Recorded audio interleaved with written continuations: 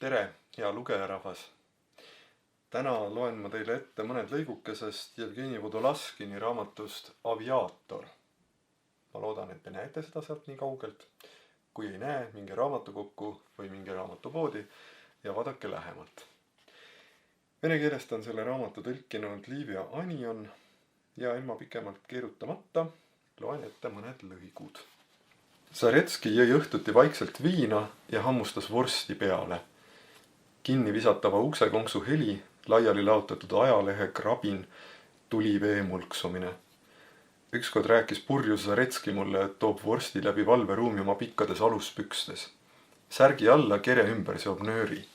Nööri eespoolsele küljele kinnitab vorsti ja pistab püksi. Kui kobavad, itsitas Zaretski, ütlen noku. Ma toon ju ainult natuke haaval välja, et õhtul oleks midagi peale hammustada. Nii täpselt ütleski noku. Kas see tegelikult Zaretskil olemas oligi? On inimesi, kellega sellised pisiasjad ei seostu. Sellest ajast, kui sain teada tema vorsti väljatoomise viisist, kartsin, et ta kutsub mind õhtusöögile. Varaks viina, pakuks vorsti peale hammustada, juba see ajab mind oksele. Asjata tundsin hirmu. Need Baltasari peod möödusid üksinduses. Zaretski ei kutsunud mitte kunagi mitte kedagi ja kuigi ta hääl naistega rääkides, kuulsin seda korduvalt, alati soojenes, enda juurde tuppa ei kutsunud ta isegi neid. Organ, mida Zaretski nii edukalt valveruumis imiteeris, oli tal üldse ilma erilise vajaduseta. Aga ma tahtsin ju väga blokiga rääkida. Mina, kes ma peast väheseid asju tean, õppisin pähe tema luuletuse Aviaator. Siin on selle algus. Maast lennumasin võttes hoogu, end rebib, õõtsvel kumbki tiib, tal jõugleb keset õhuvoogu, kui laineis mingi merehiid. Minu jaoks uuriti välja isegi bloki telefoninumber, aga ma siiski ei helistanud. Kordasin seda numbrit päeval ja öösel, võin seda isegi praegu korrata. 6 12 00. Ja nüüd veel üks lõik praegusel ajal, kus taevas on jätkuvalt peaaegu puhas lennuki jälgedest, on päris huvitav lugeda raamatut kunagistest aviaatoritest. Seisin õhtul akna juures.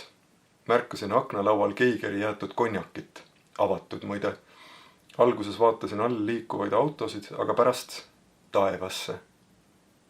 Taevas, lennukid, nii sarnased aeroplaanile. Mina, aviaator Platonov, jõin keigeri konjakit ja meenutasin komendantski lennuvälja, mida tuleb välja, enam ei ole. No kuidas siis nii, et ei ole? Kuidas saab maapinnalt kaduda terve maailm, kogu elu tema rõõmude, tragöödiate, avastustega, vahel ootusega, vahel igatsusega, vihmaklõbinaga vastu tühje pinke, tolmuga inimtühjal suvisel põllul? Kus, küsin ma, on see maailm? Kus on aviaatoritele lillekimpe kinkivad naised korralikes kleitides? Kus on mehed ninale libisenud nokkmütsides, jalutuskeppidega, paberossid hammaste vahel? Kus need mehed on? Kus me kõik oleme põllu äärelt seisjad, millise Atlantisega põhja vajuti? Kus lõppude lõpuks on gigantne pealkiri Venemaa lennundusühing, mis kaunistas angaari, millest lendasid välja aeroplaanid? Ma teadsin ju kõiki neid masinaid nagu oma viitsõrme. Eristasin neid kinnisilmi mootori kõla järgi. Blériot monoplaani biplaanist, olgu selleks siis Voisin või Farman. Tundsin aviaatoreid nägupidi. Pegu, Poiret, Gaho, Nesterov, Matsejevitš. Mitte ainult, et ma neid kõiki isiklikult nägin, vaid mu kodus lihtsalt rippusid kõigi nende portreed. Kus need portreed on? Neid pole enam. Sellepärast ma tegelikult konjakit jõingi. Sellepärast joon pudeli tühjaks nüüdki, neid ridu kirjutades. Hiljuti küsiti minult, miks te kogu südamest aviaatoriks tahtsite saada? Oli see unistus taevast? Sa püha müristus. Põhjuseks ei olnud ju üksi taevas, vaid ka teised suurepärased asjaolud. Lendurimüts ja prillid ja vuntsid. Pealegi kallid paberossid, karusnahast jakk ja püksid. Tuleb mõista, et aviaatorid olid tõelised iidolid. Eliit. Kuigi ka iidolitel olid omad nõrgad kohad. Vot nii, aviaatorid lõhnasid kastoorõli järele, mida kasutati mootori määrimisel. eriti need, kes lendasid kasukates. Aga paljud ju lendasid nii, sest seal kõrguses on väga külm. Sinna muide oli vaja veel jõuda. Ma nägin, kuidas üks aviaator sõitis mööda põldu. Õhku tõusmine ei õnnestunud.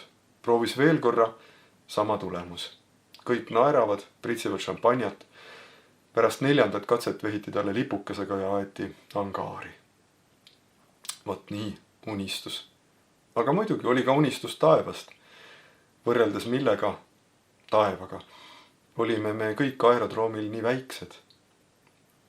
Ent siin, kus hõõgub kuuma laine, kus põualeitses vinab aas, angaarid, inimsumm, kõik maine, näib surutud on vastu maad. Me kõik oleme siin nagu vastu maad surutud. Vot mis see on. Aga taevas, seal on kõik teistmoodi. Niisugune lõik siis Jevgeni Vodolaskini raamatust Aviaator koos mõningate värssidega, mille on tõlkinud Kalju Lepik. Lugege! Ma tänan teid, et leidsite aega läbi astuda siit kohvikõrvasest. Tulge varsti jälle. Kohtume. Kõike head!